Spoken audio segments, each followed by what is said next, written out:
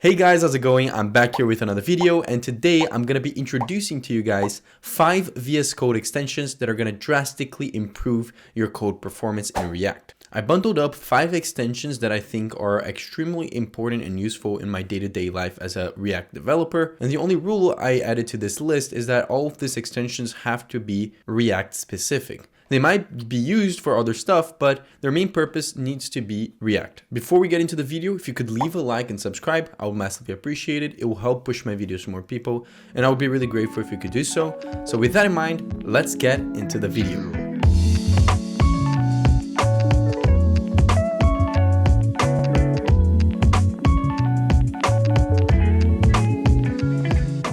Okay, so the first 2 extensions, I'm bundling 2 of them together that I want to talk about, is actually extensions that are going to help you by providing you with snippets.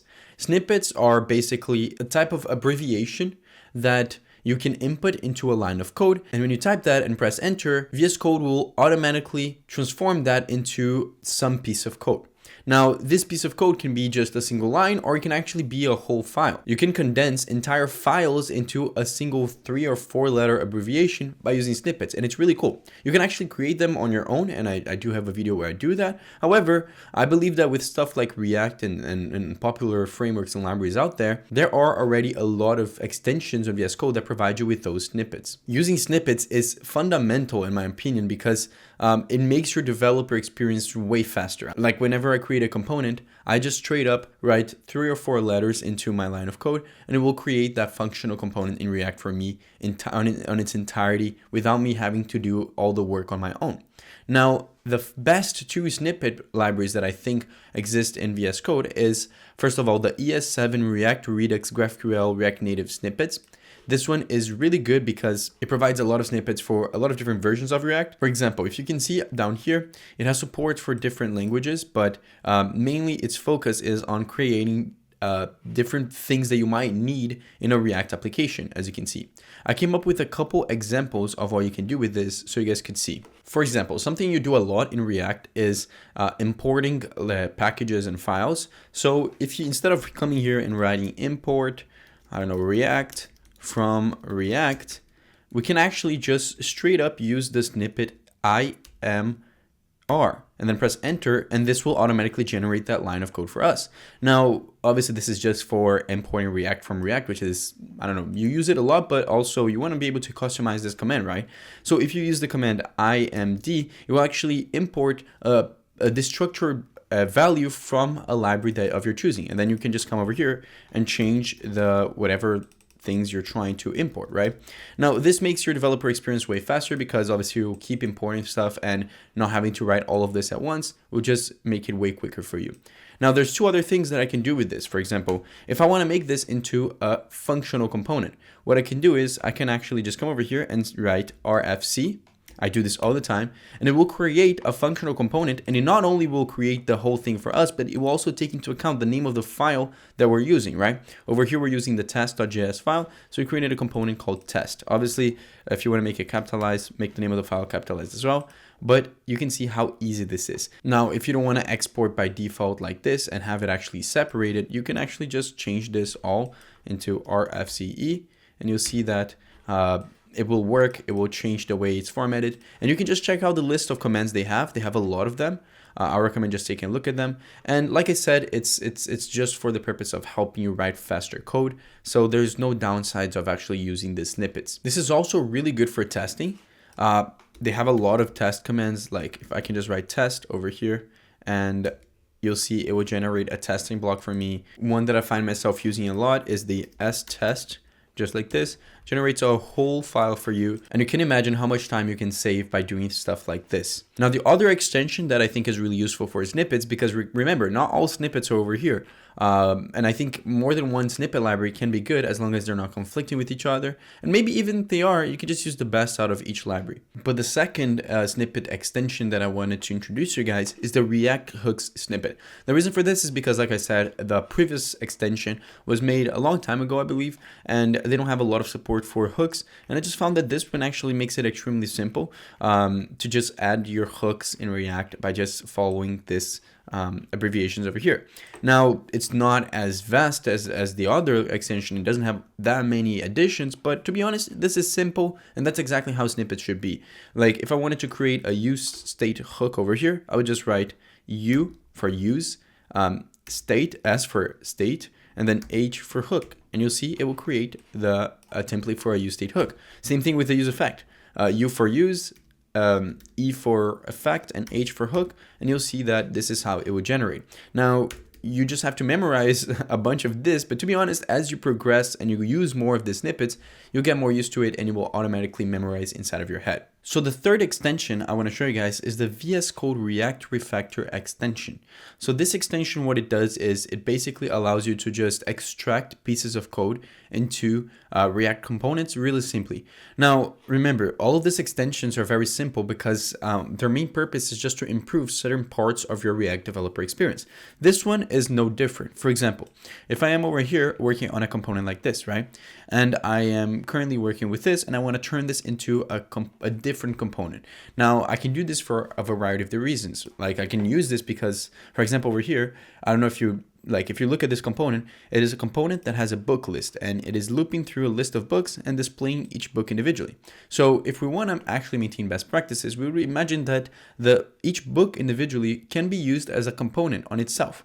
So instead of coming over here and creating the component, function book, something like this, and then reusing it over here, I can just straight up select the part that I want to turn and extract into a component, select this little light bulb over here, and click on one of the options over here. For example, I can click on extract JSX into functional component, give it a name like this, and you'll see that this component was just generated and also passed over here. Now, I find this to be really useful in a lot of use cases. It's not a major change, but it's definitely something that can speed up your process, and I think it is extremely useful and you should download it. Now, another cool thing you can do with this specific extension is that it has support for TypeScript, and together with all the other functionalities, because it not only just extracts components, but you can do a lot of things individually with them too. For example, I could come over here if I wanted to turn this into like an inner function in arrow.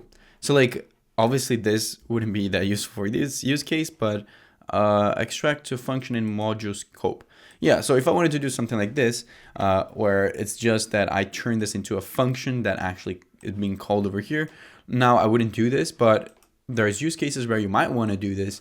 So if you wanted to do something like this, you can see it also has support for that. But not only that, but you see I'm on a TypeScript file now.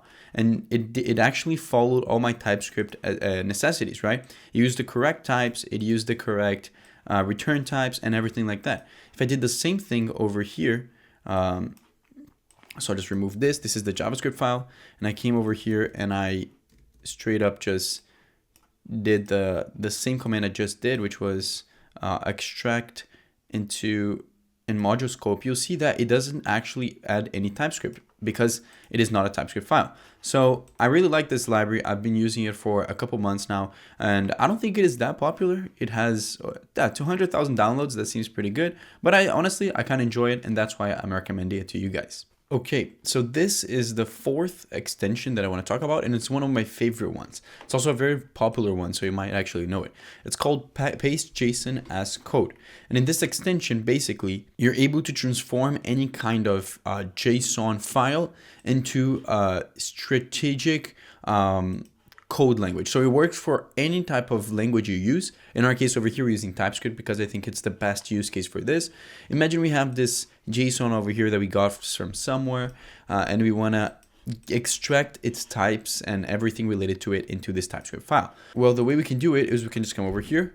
I'm going to press Command P to just open this up. I'm using Mac. I believe it's Control P in Windows. Then I'm just going to say paste JSON as code, and then put the name of the top level type. So I'm going to call it books because this over here is a JSON containing a bunch of books.